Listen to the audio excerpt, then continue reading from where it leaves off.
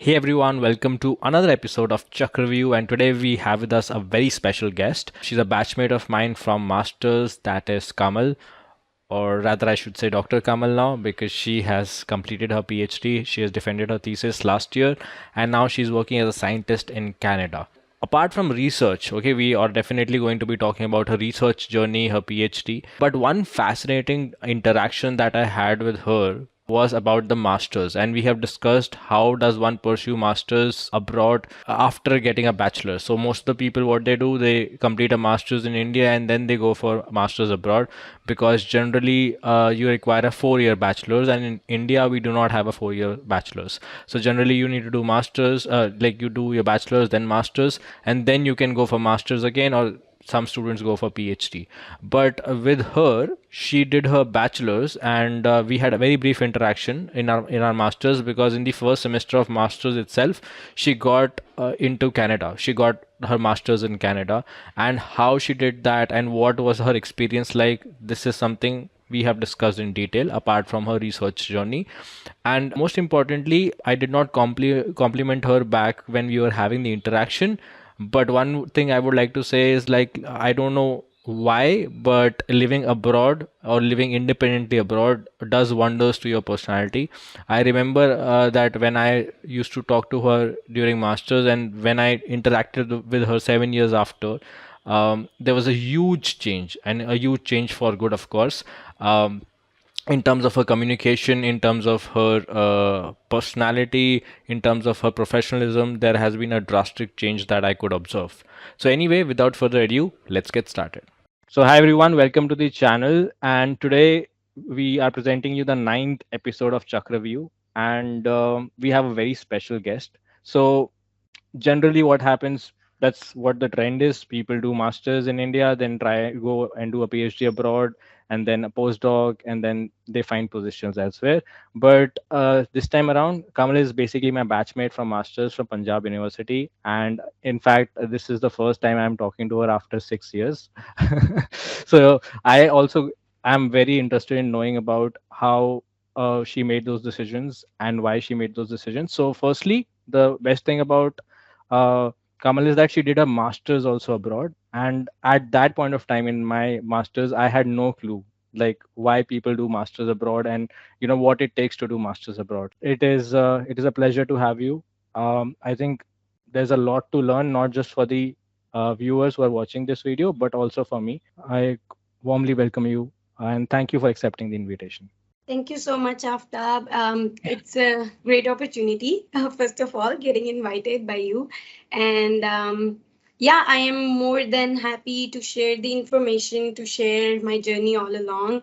It's a long one and it had a lot of ups and downs, as I think everyone's PhD journey has. So, but yeah, it was definitely a different one, even when I uh, interviewed for the company that I'm currently in. People were more interested. Oh, you came for masters, because generally international students come here for their PhD after doing their masters back in India. So yeah, Correct. sure, I'm open to the questions, and thank you so Sure. much for inviting me. Yeah. So I think the first question that I have is a very straightforward one, and that is like, why did you decide to do masters abroad, and how did you come to that decision? Because I, for example, have contacted, like, been in touch with many students, and at masters they are not really, clear about what they want to do, why they want to do. So, like, how did you come up with the decision of pursuing a masters abroad? So after when I started my bachelor's, I did have a goal of doing PhD. I was always like, if I'm going in sciences, I wanna do a PhD, like so that I'm a researcher at the end of the day, a scientist at the end of the day. And my family knew about it too. So, but up until BSc second year, I think I hadn't thought about what I wanna do in terms of like, do I want to pursue masters here, or should I start applying for going abroad? So then what happened was, because in BSc second year, I came across a lot of doctoral students who were already enrolled in PhD at Punjab University. So talking to them, first of all, gave me an idea about how things work, at least in India, and that too in Punjab University. And then, of course, our seniors, master students, that too you learn a lot. Like For first year, you're only doing courses, and I think it's for the 2 semesters that you do the research in the lab, right? So that's why in BSc third year, I was like, I think I want to go for masters abroad because, first of all, it will give me some time to adapt to the culture because that's a big thing when you move to another country. Culture adaptation is one thing. Second thing is you want to be well versed with the technology and with the opportunities here because it's a whole different world, right? And so if you come here directly for the PhD, I think first 2 years you are learning a lot and you're getting at the level where a PhD actually starts here. Because and the other thing is you're overwhelmed again by the culture, again by how much people know here about opportunities. So first 2 years you're very lost here. So that's what I wanted to cut down. So I was like, okay, in BSc third year, I did an internship at Punjab University's lab where it was like under a professor, where at least I got to know what research actually is. So I was working with the PhD student, and that's how. And also the professor helped me a lot. It was Dr. Deepak Salunke, and I did ask him because he also did his postdoc in US, and I asked him if that would be a good option, and he supported the idea, to be honest.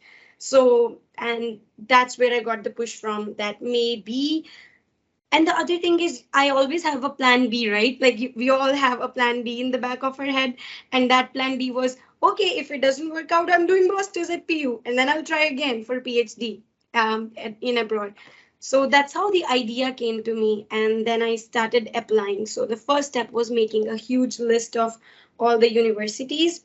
I did not want to go to US. I know a lot of students go to US, but that was not my personal preference. So I was looking more towards Canada. So it all started out with the list of universities. And then when you go to the university's website, there are academic requirements. So my BSc third year was basically sitting in my hostel room, making a huge list, and then going to university's academic requirements, and also getting a lot of, I would say it was a sad turn because when you go to academic requirements, they ask for a 4 year undergraduate degree. And that's where I was like, Okay. so I can't get admitted because I did bachelors from India and we do not have a 4 year undergrad degree. So it started out with emailing almost every grad GPA, like graduate program assistant of all the universities of chemistry department, where I'm like, but in India, we do not have 4 year bachelor's degree. So, and them getting back to me, sorry, we cannot do anything about it. It was more like that. And towards the end, I was like, okay, maybe this is not the right time because there are no more universities left. But then, as I said, I had a huge list, and I had Concordia in that too. So Concordia, I found a clause. So you really have to be very particular about it. It was like if you did your bachelor's and it's a 3 year degree, honors from a university which is NAC accredited, um, we could consider your application. And that's where I was like, okay, so I have at least one university, and I'm gonna go with that. So that's when I started looking at the professor's profile and I did my application. And you go through everyone's like research papers, research background, and you start emailing the professors. So that's how I did it. So I had like 3 professors that I chose, and then I emailed them my CV and I told them this is what I want to do. I like your research because of so and so reasons. And they always reply. That's the wonderful thing. That's where I was like, oh, it's finally working. Like they do reply to you. They tell you that they have positions open. They tell you, oh, this is not a good time. I do not have funding right now. Maybe you can try again later. And if there's time, you could definitely do it later.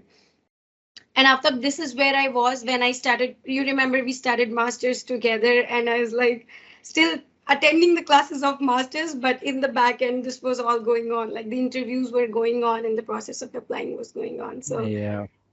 that's how I came to the idea of doing masters. I think I kind of explained a lot about it, No, no, maybe. that's actually quite good. We had a very decent interaction, and it's just that when you got into masters, did I come to know that, oh, you have got into masters. I did not know about this whole back end work that you were doing during the masters and even from third year of bachelors.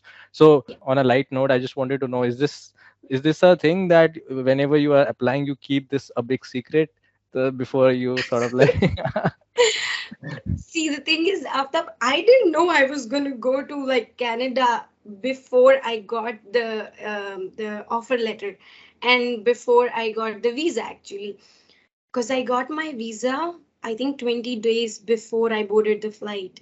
So it was a very narrow like a window I would say, and I was actually preparing for our first semester's final exams. I was getting all the notes printed, and I was like, no, I'm here. I don't think I'm getting the offer letter, so I might as well, start doing the master's work here.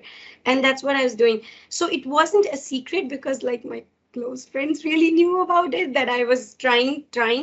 But as I said, my option was just one university, and that to three professors, because that's what I wanted to do. The other research did not make me happy at that point of time. So I knew if I didn't get that, I won't be going in. Because then I would be defeating the purpose of actually applying, and, like doing something that you don't want to do for 2 years is a big commitment, and I didn't want to take that risk. So the other reason was it wasn't a big secret, but it was definitely like, I don't think I'm going, so might as well just not brag about it just for the sake of it, right? Oh, I'm going, and then you end up doing Yeah, master's degree. but you know what happens is, like that's what my general perception is. Yes, I know this. Like a lot of people do that when even when they're applying for PhD, they sort of like keep it to themselves or to their friends so that it should not be out. And I think one of the reasons behind that is they have. I don't know if you had that, but there is a fear that if you don't get through, people would have a opinion about you. She was telling us about these all positions, and then in the end, he or she Didn't could get not make it. But I think if you look beyond that, like I'm just sharing it with you because yeah, like if I'm doing something, if I'm applying for something, let's say I'm applying for a internship or a fellowship, most people do not really know about it. So even yeah, when I'm applying, if I tell it to my friends and to my batchmates, for example, some of them might have not thought in that direction. So when they come to know, okay, there is someone in our batch who is thinking in that direction, they might also sort of yeah, get inclinated, and then they might also get a opportunity. So that's why I was saying that I actually was not aware of that because not that I would have considered a master's abroad, but then at least I would have got to know at that point of time that yes, this is something that can also be done. So anyway, one more thing I wanted to know is what about the funding, and also if you could tell us, apart from Concordia, are there any other universities which take which have intake of students who have 3 years of bachelor's? to the best of my knowledge, not a lot of them do it even at this point. That's what I know, and that's the other reason that you don't see a lot of international students, at least from South Asia, here for masters. So I don't think a lot of universities still accept that fact. Maybe we do need to bring to their attention at some point of time, and I've done my part in the sense of like when I talk to other students, I'm like, no, no, no, but I couldn't even apply. So they will be like, oh, why did you choose Concordia University? You know that questions comes up often in the conversations. I did my internship and I was with the lot of University of Waterloo students, McMaster students in Ontario, and they were always like, why didn't you apply there? And I'm like, yeah, because the GPA told me I wasn't eligible, and the website says the same thing. So um not that I know of. No, to the best of my knowledge, it's still Concordia University. Things might have changed, but I haven't looked at them. It's been 6 years, so I'm hoping there is a progress, and I'm really hoping, but I don't think so. That there are still a lot of universities in Canada which do accept students with 3 year of bachelor's. Yeah.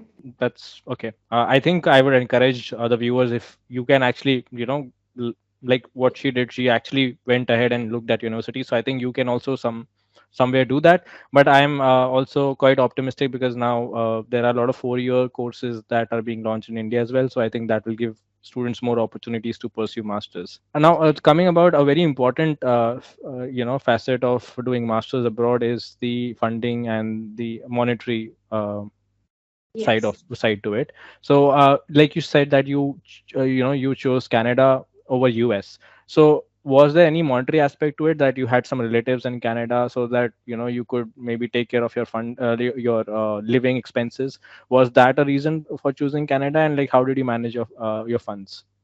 No, Aftab, there wasn't any, I would say, like an inclination towards Canada because of there is family. I do not have any family in Montreal, so I do have some relatives in the other parts of Canada, but they live far off, and I didn't ever consider like taking, that kind of help from them. It was all on my own, to be honest, in the sense that when you go through the whole process of what happens when you start your master's here, you'll also know about the funding. So they give you a very nice idea, and even in the offer letter they tell you the money that you need for the living expenses, and at that point you know that you're going to get so generally speaking, there are three different funding resources. One is teaching assistantship, which is called TA. You get paid by university because you are a university's employee. The other thing is, and it's a pretty decent money. Every university has a minimum TA like funding to provide you with, and it's written on the website. So that's one thing. Other thing is research assistantship, which is called RA here, which is paid by your supervisor. So it's your supervisor who decides how much he's going to pay you. And I think with the each year of experience, at least it happened with me, you get increments based on your performance. The third thing is again the funding from the university, which is in the terms of scholarships. So when I applied for masters, at least in Concordia University, your application also automatically enters the scholarship pool, which are called entry level scholarships. So all the masters, PhD students, when you just apply, filling out a form, and you say send application, your application directly goes to that pool. So if you get picked up, your application will be evaluated for the scholarship. And I would say I was picked up in that application, so I got an entry level scholarship to support my travel, my living expenses here. So that was the thing. So there were three different funding resources. There was teaching assistantship, working in the lab, telling undergrads how to do the experiments. So that was one part. TA, RA, paid by supervisor, and that is also RA is also something university sets the deadlines. For example, they tell you that it's $10,000 minimum for a grad student. So you will get that money. But it depends upon, again, your supervisor and your involvement in different projects that you could get paid more for that. So that's second thing. And of course, third is funding from the university, which is scholarships. Yeah. Okay, so basically the TA, RA, and the scholarships, was that enough to survive in Canada? Yeah, it was because I could even, because I was an international student, and when you are an international student, you pay much more than the residents of the country or the residents of the province you are residing in. There is a huge difference. You pay almost double. So by saving and of course by budgeting, you could actually do that. Like it's affordable. It wasn't it always had it in the back of my mind, but I really didn't have to go for any part-time jobs to support me. So university was more than enough to support my financial, journey. Yeah. Okay. Just changing a subject for just a few seconds. Uh how does it happen? I've seen my friends going abroad, and now I'm looking at you right now. And how does your skin become better when you're abroad? What's the secret? I don't know. Is it Yeah, something to do that- with I am not sure how to answer that question, but I think it's the weather too. So it's the weather, it's the pollution level, like I when think you it's look it's at. quite calm as well. I think you're like generally. I don't know if that's the case. Like mentally, I think you're calm. The surroundings are calm. So I don't know. Maybe I'm just guessing. Anyway, Yeah, cool. it does affect though. It does affect. Yeah. And as I said, like, yeah, the weather, it's very cold in Canada, very cold. Mhm. It's at times. Now it's the summer, so we are feeling better. It's 25 degrees here today. Nice sunny day. Yeah. Okay, okay.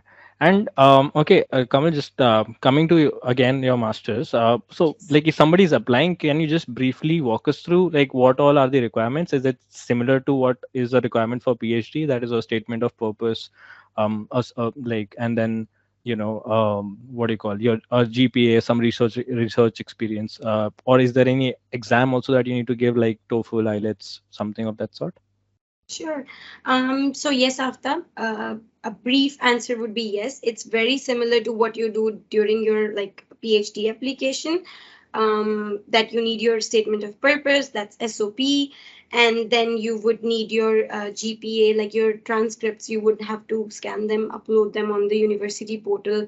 And then the other thing is, yes, you do take an English exam, which is IELTS. That's what I took. But you could take, I think, TOEFL as well. Like a lot of universities accept that. So there are different tests that they accept, and that is also written in the academic requirements.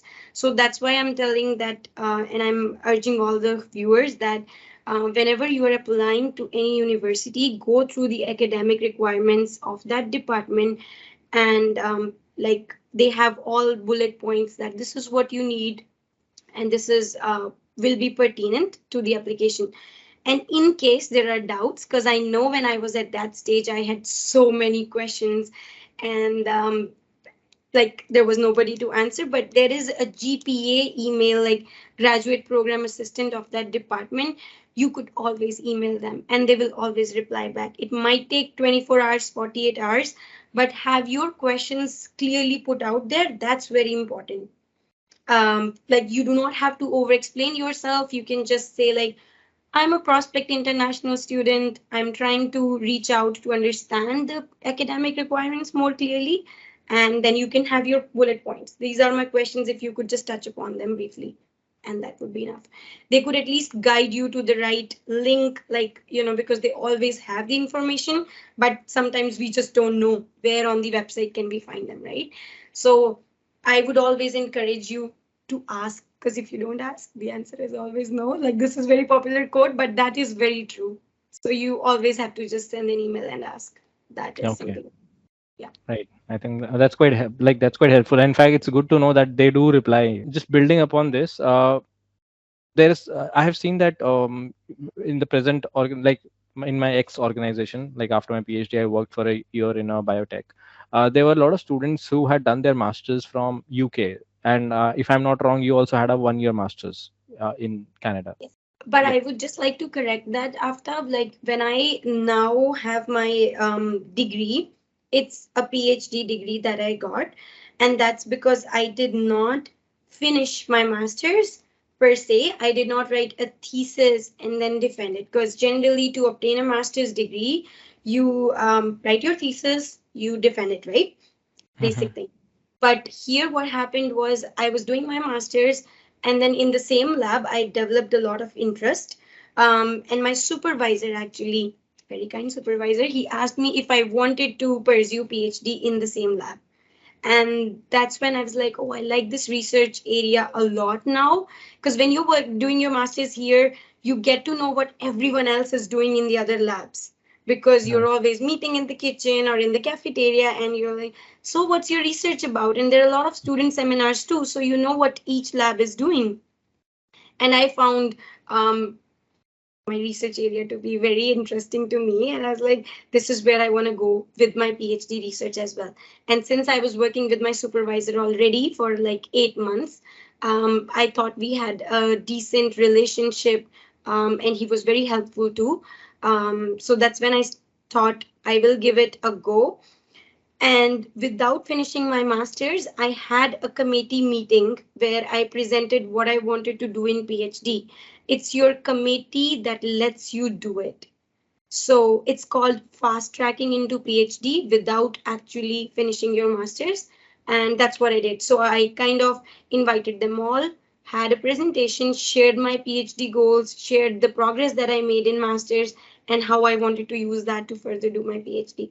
And they said, go. So that's when the office work started. So that's why I do not have a master's. I always write it master's fast track PhD. So Okay. yes, Okay. yes. That's but otherwise it takes 2 years to do a masters, like In the in research labs, it really varies. In my lab, on an average, it took 2.5 to 3 years as well to finish a master's, because it's purely research based. Yes, you do have courses as well, but I would say the coursework is not as heavy on you as a student as the research work is. Like your a particular research goal that you started your masters with had to be accomplished and approved by supervisor. So until you finish all the experiments and you say that you've done enough to contribute to that project, you cannot graduate. So that's why it Okay. takes on an average 2.5 to 3, and even 3, more than 3 for some students. It really Okay. varies. Yeah. Okay. And what are the prospects? So, like, I'll just come to the path that you followed. That you got your master's converted to sort of like a PhD. But then, Yes. who someone who's just like purely going for masters, and let's say they do their masters for 2.5 years. What are the prospects of getting a job right after their masters? Do you have any idea? Yes, Aftab, because I do have lots of colleagues who did masters with me, and they all got placed in very nice companies in Canada. So I would say the prospects are very nice. They look very bright. It does take you time to find your like first job in Canada, that too when you don't have an industrial experience, because that really counts. But at the same time, it's not impossible. It's not that you won't be able to find jobs. There are jobs, just need to look for it. But yeah, there are jobs. Yeah. So, like, basically, one can be optimistic that yes, if they somehow manage to get a master's abroad, then it's Yes. not like after putting in so much effort, they would have to sort of come back to India or any other Mm. country. There is a good probability that they might end up with a job in Canada as well. Yes.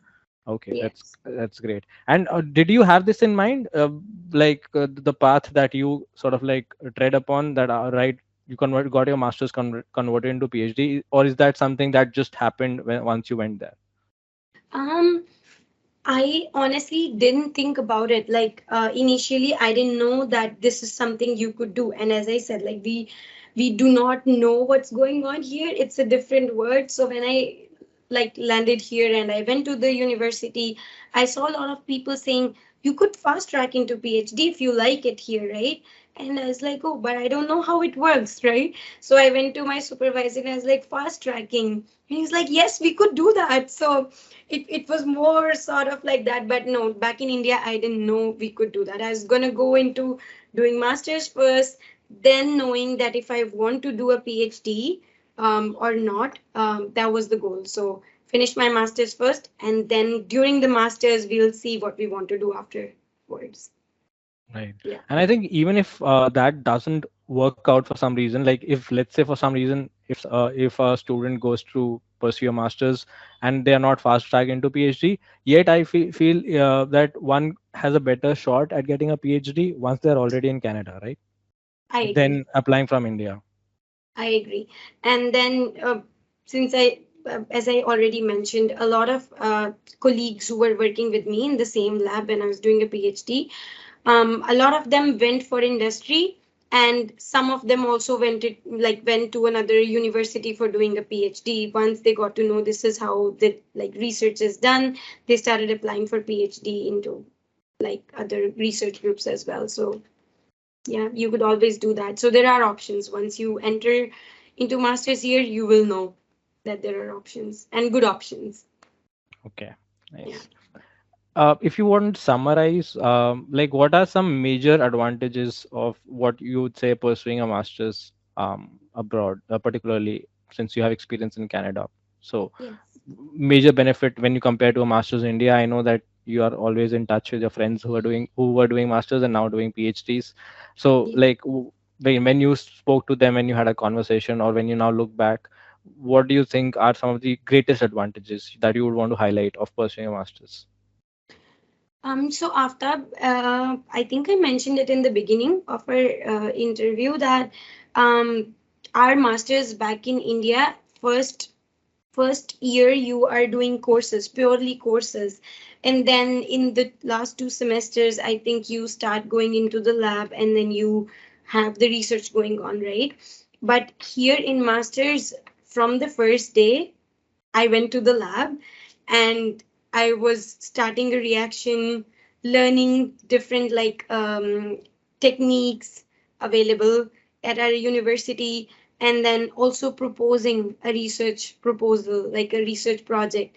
Um, as I said, it was overwhelming at first, but now when I think about it, it had so many advantages because I know at the same time, as you know, like I was talking to my friends back in India, they were going for the theory classes, whereas here I already had my research project started. So that is one thing. Other thing is there are lots of resources available in Canada. You have a lot of exposure, as I said. Even in masters, when we do it in India, we're still thinking about what to do next, right? Like what to do next. Here, there's a clear cut division. You want to do a PhD or you don't want to do a PhD and you want to go into industry. So that too, you get to know within the first month. In India, Um, mainly it's about competitive exams. Let's qualify GATE and CSIR. That's the major objective. Yeah. So here it's more like you start thinking about what to do after 2 years from the first day of your doing, like when you're doing your masters. So I would say it's the resources, research facilities, and of course the guidance that you get from your supervisor from the day one, that this is what you need to do if you want to graduate. So it's, I call it a mini PhD actually. Masters here, it's more like a mini PhD. You're doing courses on the side, but research is what you're going to be evaluated on. You have a committee, you meet them after first 4 months or 6 months of your program, then you meet them again after 1 year.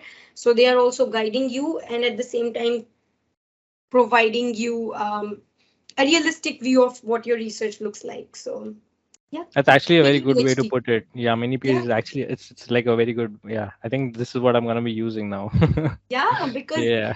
I know here PhD students, we were handling at one point, I was handling, let's say, 4 projects.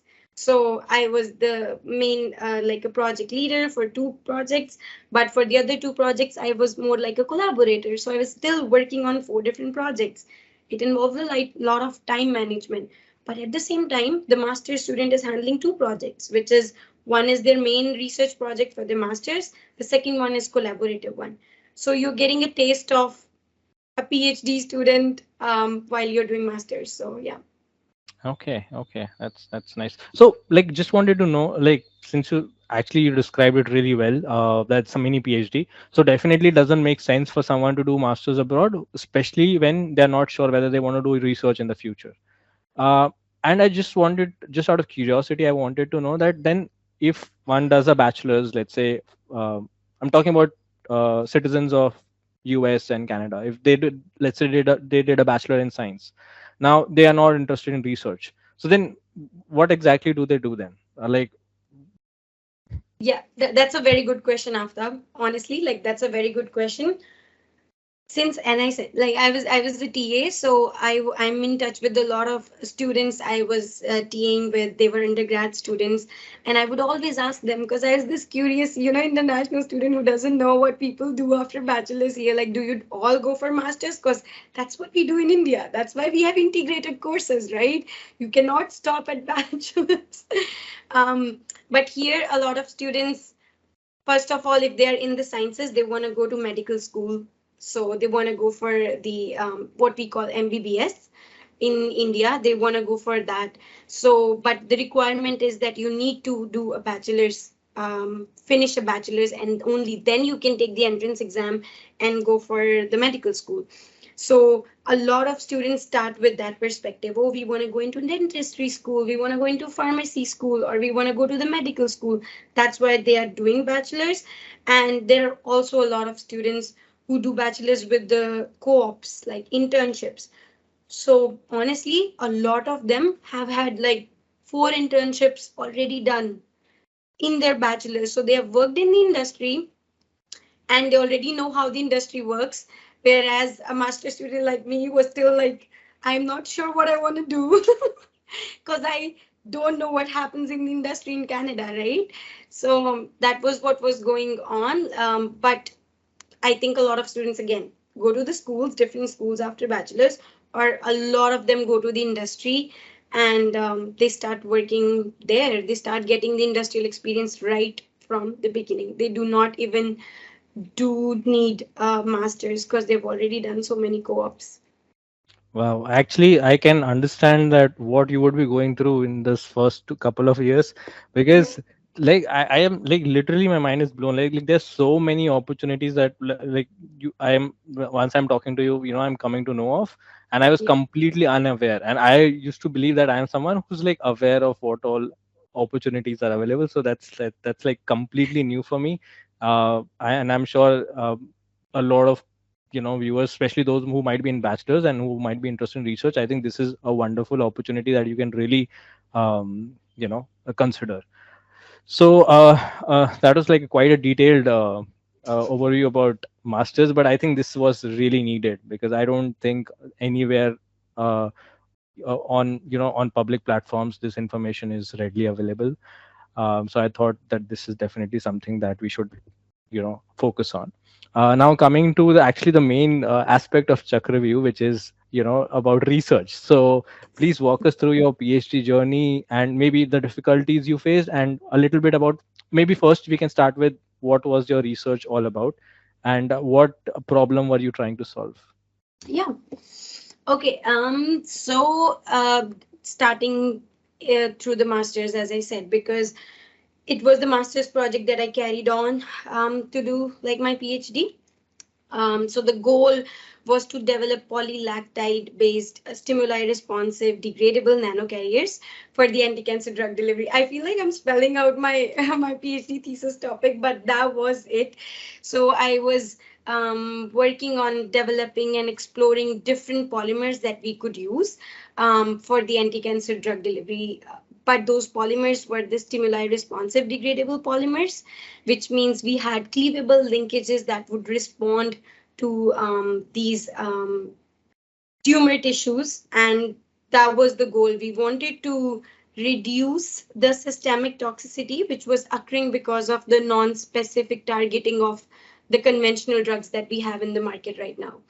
But and I want to point this out that I wasn't making, because a lot of people are like, no, you were working on the anti-cancer drugs. No, I was working on the carriers of those anti-cancer drugs. We used to buy the anti-cancer drugs which are already in the market, but we were making the carriers for it, and we were testing the stability, the release of those drugs. But we were not working on making those drugs. Yeah. Right.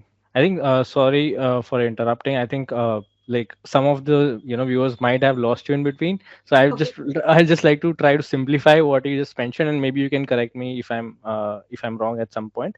Sure.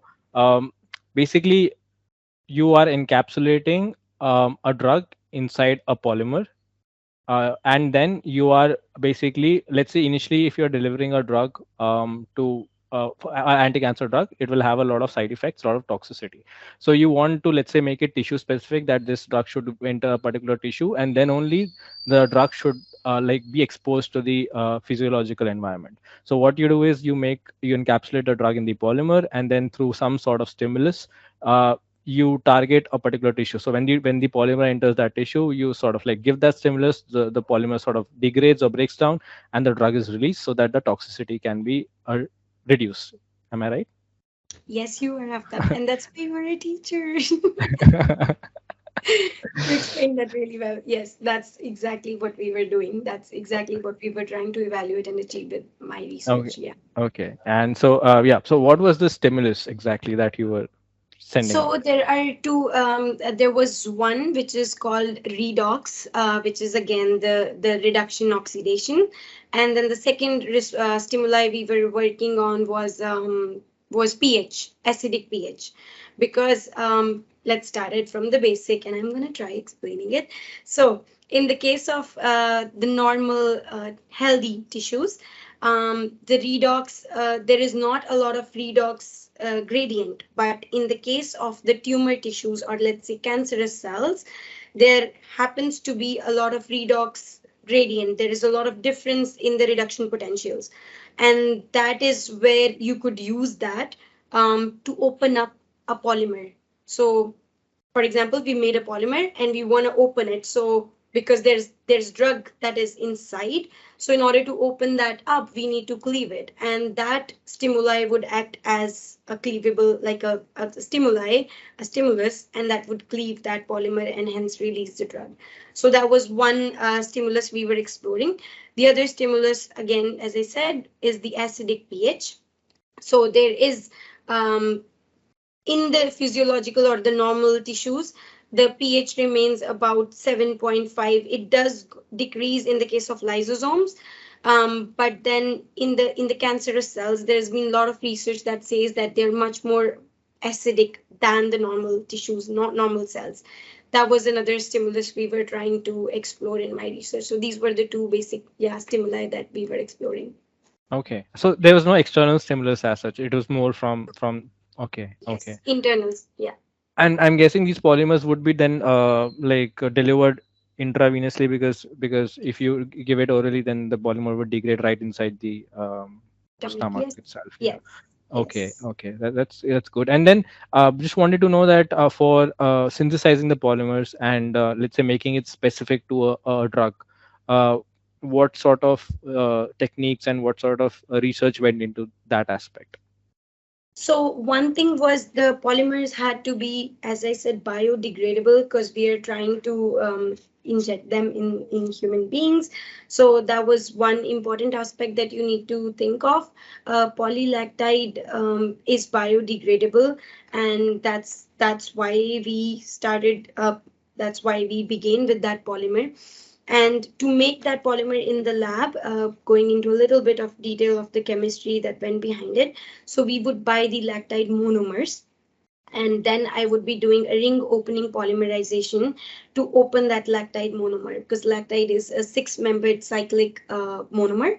So in order to open that, you would use a catalyst, and that's where you would do the ring opening polymerization with an initiator. So it was an alcohol OH based initiator in my case, which I was using, and that initiator itself I was synthesizing in the lab that had those disulfide linkages, which are actually the linkages that would be cleaved due to the redox stimulus. So and that's where, so doing the ring opening polymerization in the lab, and that would require freeze pump thaw cycles. I'm not sure if everyone is aware of that, but that is something we would do in the lab a lot. So it was doing that first to make sure there's no oxygen, there's no moisture in the flask, and then later on I would do the polymerization in an oil bath, but that would depend upon the length of the polymer that I wanted to make. So that went into it. I hope I'm not over explaining. No, no, no, not at all. It's actually quite interesting. And yeah, just a follow up of this is that how do you make sure that the drug would not? Okay, I am not sure really how the encapsulation works. So, if you are familiar with beta cyclodextrins, in beta cyclodextrins also they are also being used for drug delivery, wherein they have Yes. a hydrophobic pocket on the inside. So, how do you sort of like make sure that when you are in, let's say, delivering it inside, like I think you would have done in vivo studies for the. Not in my research. No, we haven't done the in vivo studies yet. No. Okay, so then you have like you did the in vitro studies, right? How is it? Yes. Okay, Yes. okay. So how do you make sure that like when you are, let's say, delivering it inside organism, then the drug would not slip out of the polymer, or maybe there's no competing substrate within the biological system which might compete with the drug and maybe throw it out. Like how do you make sure that this does not happen? So after, good that you mentioned about beta cyclodextrins, because the same concept, we were using the same concept. I was working on polylactide, which is a relatively hydrophobic polymer. And then I would make another polymeric chain grow from the polylactide actually, and that polymer was hydrophilic.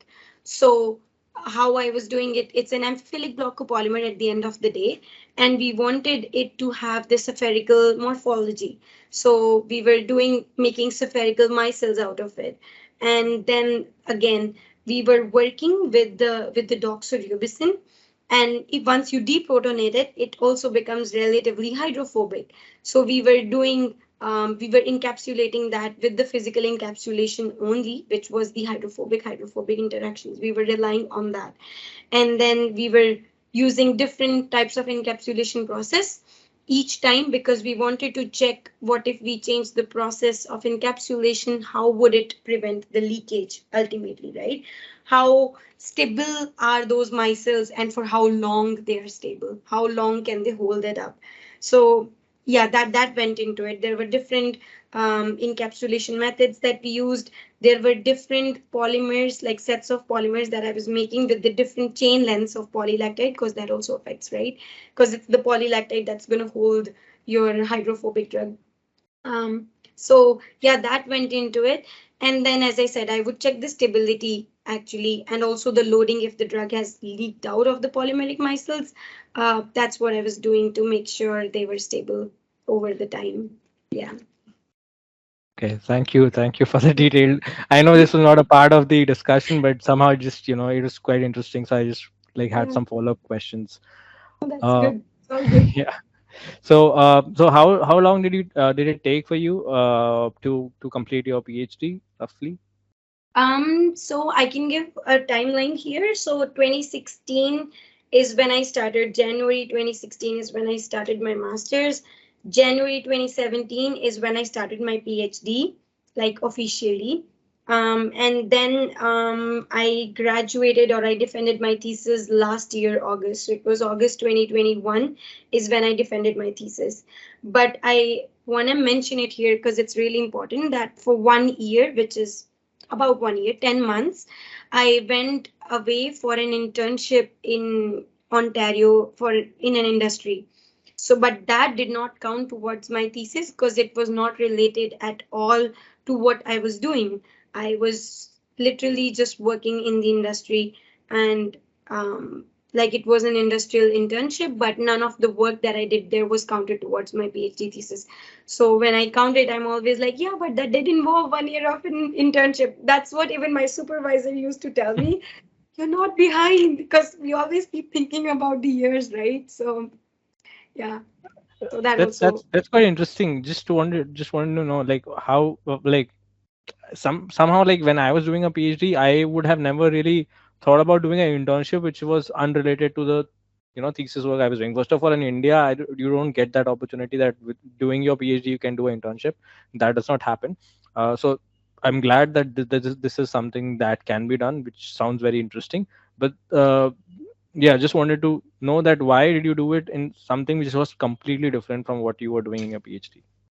Sure. So, um, I think 3 years into my program here, I was confused after. I didn't know what to do after PhD. In the sense, I know these are the two paths that I can take, but then I was like, I don't know which one should be my option A and which one should be my plan B or option B. I'm guessing And I postdoc and industry, right? Those are the Yes. two options. Yeah, Yeah. of course. So academia or you go into industry. And I just wasn't sure. And I thought before actually committing to one part, then, I wanted to get a taste of what the industrial intern like industry looks like in Canada. And I thought that it was really important for me to get out of academia at one point and explore what other things are there. So I was very lucky in that case that my professor was a part of cohort of professors who were letting their graduate students work with industry for some part of their PhD, like of their PhD. And my research at industry was not completely unrelated. I was working on the stimuli responsive degradable nano carriers there as well. Um, but I was the only one. So it was like I was getting interviewed and it was like, so this is your skill set and we want uh, to explore that side with our nano carriers. So this is your expertise. Why don't you bring it to the industry and we see where it goes from there? So that's what I did. I was still working in the stimuli responsive degradable, but it was all confidential. You sign a lot of NDAs. So that's why I could not involve that in my PhD. But I did get to learn a lot about industry in those 10 months. That I really call was a turning point in my life, because as like after doing that 10 months of internship, I remember I met my supervisor and he's like, "How was it?" And I'm like, "Yay, I'm finishing my PhD and I'm going for industry." So I really still don't know how happy he was with it, but I at least had a very like it helped me decide that this is the path that I want to take. That's my option A and that's my option B. So yeah, Okay. Okay, that's yes, actually quite fascinating to know. Just for some of you who are wondering, NDA is non-disclosure agreement because these are some industry terminologies. Yeah. yeah, Yeah. So okay. So what changed? Like um yeah, what changed like from academia? Like how did 10 months sort of like? yeah. So that after is that I would say I the the people I was working with industry also affects a lot how you start looking at it, right? So I know that it was more than like a startup company. We still our company had like 30 employees, so a little I would say like we won't call it a startup would be 10 to 15 employees, but it was more than that. But I think one thing was that I didn't know that in industry when you work on something you have to consider the application in terms of like economic viability. Like we are always like we have the funding, this is what I want to explore, let's do it, like let's answer these questions. But in industry now it's like how costly would that be, Kamal? Like that is the question I would be asked. And in the first few presentations or my suggestions there, I didn't have any idea I had to include that, right? But then later when I started sitting in the group meetings, there was always a briefly follow up with the CEO every Friday. He would tell us where the company was going, what was the direction, what are the priorities, and it would involve a lot of economic viability. Can our ideas fly in the market? Can we sell it, right? And that's when I was like, oh, okay, so in actual reality world, when you try to solve problems with the research, you have to think about if it's viable on an industrial level. And being doing research always in vials and in milligrams, I never thought of what will happen when it goes to the industrial scale. What do I do when I have to make like honestly these many tons per day, like in a pilot plant? And that industry that I was working with, they also had a pilot plant, so I got to work there as well, and I could see how the industrial chemistry and the industrial processes work. So it was more like a fascination of that. Oh, I know about academic research now a lot, but I want to learn how what we do at the academia level gets transformed at the industrial level. Like because a lot of ideas I know in industry they get cut down just because at this moment we can't make it into an industry. We cannot go to a pilot plant with that idea. So that was what something I was wondering that I want to learn more. So that's why I was like, I'm going to industry. Yeah, that was my Okay. moment. It just I wanted to neutralize the fact that some students would get immediately convinced, oh, industry is great. I just Oh, wanted I'm to like sorry. no, nothing of that sort. I'm just saying that you should have your sense of Yes. understanding of both the worlds. And I think Yes. if you get an opportunity like you did, if any one of you is watching it, if you get an opportunity like Kamal did, I think you should definitely take it up and then experience it for yourself. Just wanted to give you an insight. So like you mentioned that economic viability is a very major concern, and that is absolutely true. But I would just want to share this one of the research that is very popular these days is protacs. So protacs are basically small molecules, which will lead to degradation of protein. So right now it has become an emerging technology, and a lot of clinical trials are also going on in relation to protacs. So protacs was first developed in Yale University, I think in the year 2000.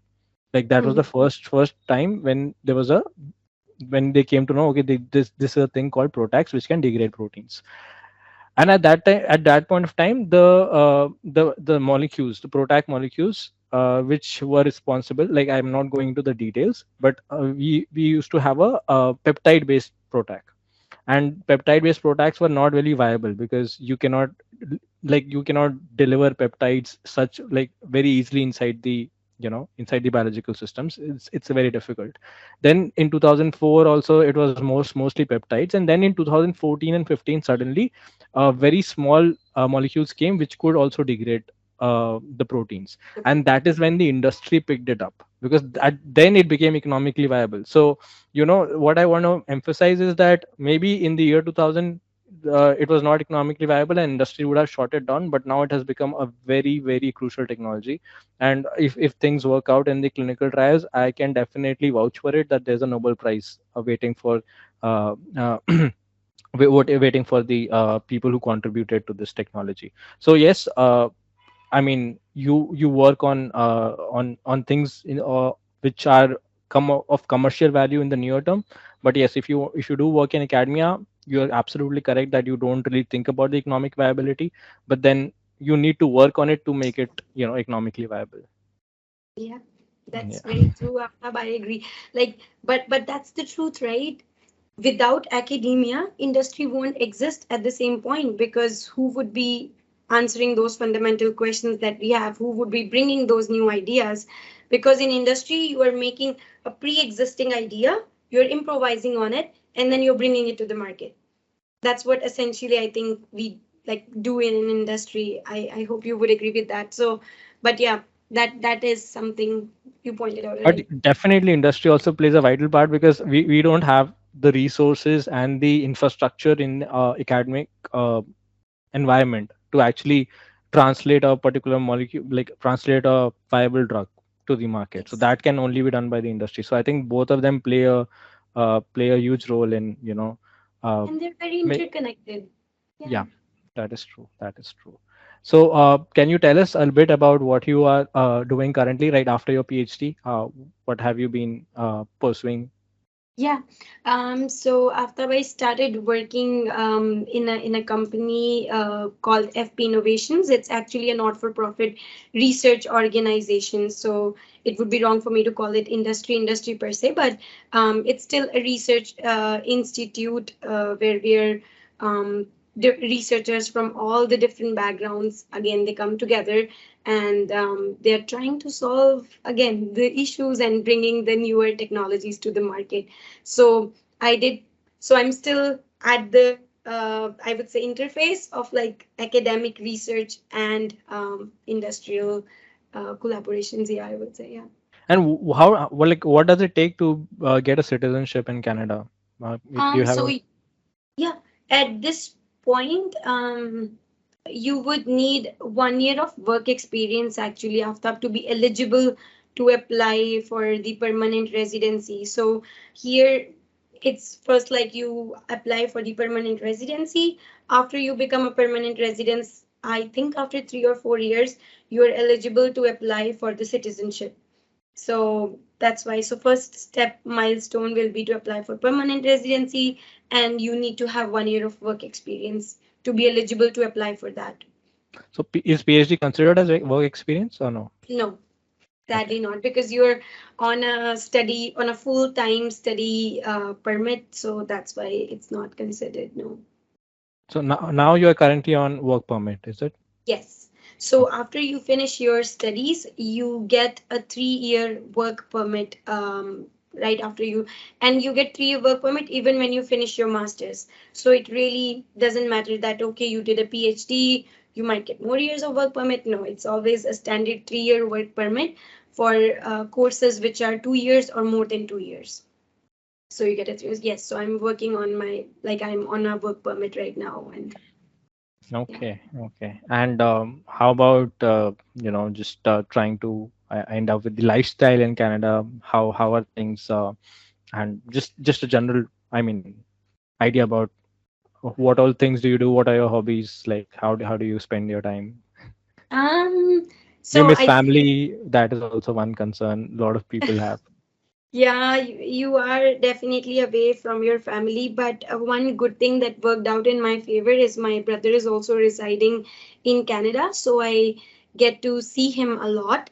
And other thing is you build a network of friends and they become your family here, so you rely on them a lot. For like even day to day or weekend plans. It's always whoever, like your friends, you're always communicating with them. Whenever it's Friday, in our I know in our groups, we are WhatsApp groups, we're always like, okay, so what are we doing? It's Friday. So but it's actually, yeah, so the weekend culture is really popular here. You do want to do some things that you don't do in your 9 to 5 jobs during the weekdays.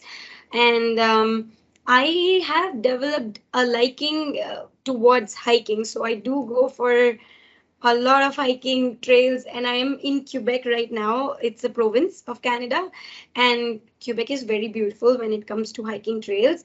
I know people from West will be like, oh, but you haven't done the hiking trails in the West Vancouver side. But yes, Quebec is also very beautiful in terms of hiking trails. So I have covered a lot of national parks, provincial parks where I've gone hiking, and I've tried to do the toughest hiking trails because then you feel more accomplished. So yeah, I do go for hiking. Then you go for beach here in summer when you have a nearby beach, so you go there, and then.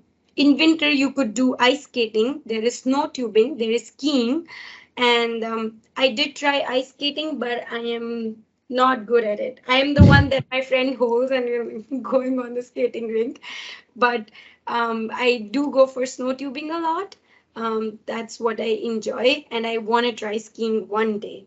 When the fear of it's okay if I break a leg gets over, I think I'm gonna go try skiing. But there are lots of winter activities and summer activities that you could do. And I want to emphasize it here because in the first few years of my like residing in Canada, I was not exploring these activities. I was not going for the hiking because I was like, no, I think because I'm an international student, I would feel guilty that I think I should be doing research all the time. I think I should be coping up and working on the weekends as well, and I did do that. But I would say no, I would encourage everyone else to not repeat that mistake and explore wherever you are, if it's Europe, UK, US, because it does help you a lot, like in getting adapted to the culture, and at the same time, your hobbies are very important. I know It's I people started like going. it's people like you who raise the expectation of supervisors that, oh, he's an Indian, he or she is gonna work a lot. Yeah, yeah, yeah, yeah, Yeah, yeah. please blame people like her. She's the one who's responsible for high expectations of supervisors from people in India. Okay. Yeah. Yeah, but I think it's easier said than done when they have high expectations from Indian, students. Yeah, they're like, I knew Kamal. She was such a hard worker. You just, you just buzz off on the weekends. That's very true, Aftab, because um, your supervisor here forms an image. So you are not just you are representing a whole community when you're out there. When you're out of India, you are actually representing your whole community. And they think of you doing something, and they think that all the Indians do the same thing. So whoever comes, like, let's say Aftab is there, no, but Kamal didn't do that. You know what I mean? So that happens a lot, and a lot of times, and then I'm like, oh yeah, but not everyone is same. But everyone is brought up in a different environment, and they all have different priorities. It's doesn't have to be same. But yeah, that's one thing you do get a lot of that here. That yeah. Right, right.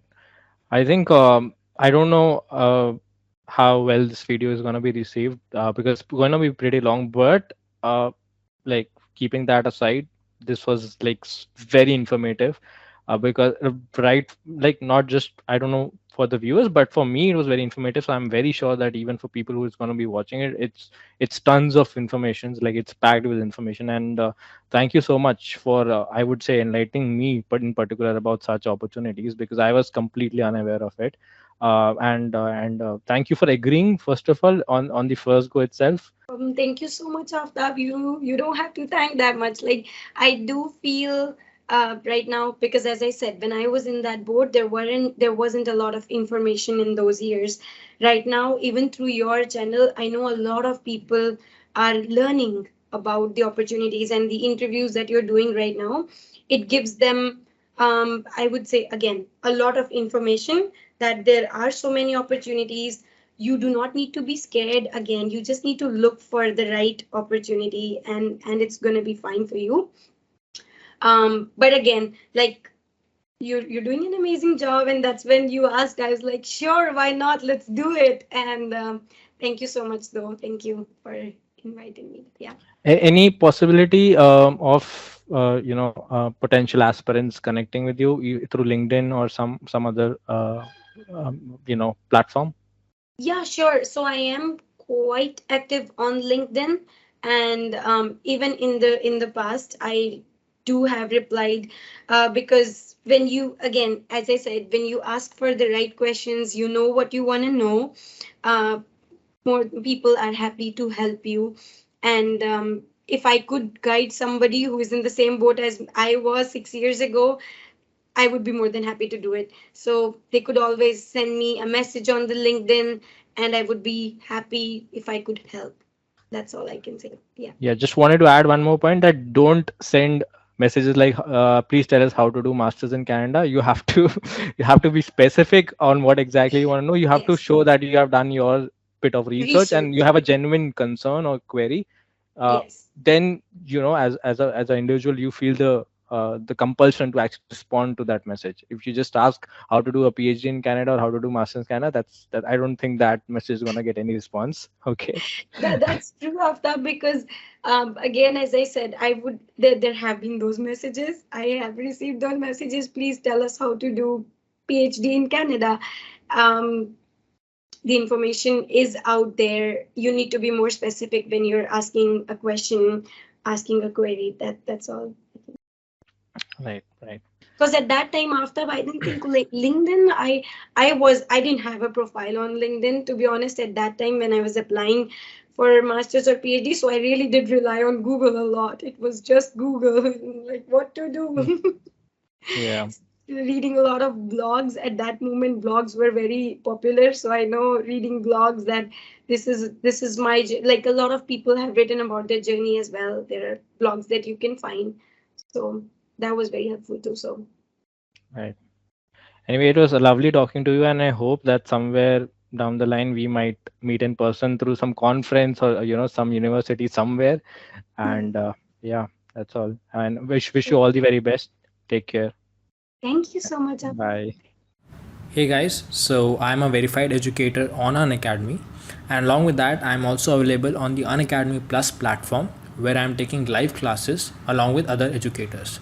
So, in case you're interested in attending the live classes, you can subscribe to the Unacademy Plus platform using my referral code, that is SETHI, and that will give you 10% discount. Alright, and in case you're not interested in attending the live classes, you can watch the free courses that are available on the Unacademy. For that, all you need to do is go to the Unacademy website or download the Unacademy Learning app and search my name over there, that is ACT. Once you do that, you will get the access to all the free courses that are available on the Unacademy platform. Alright.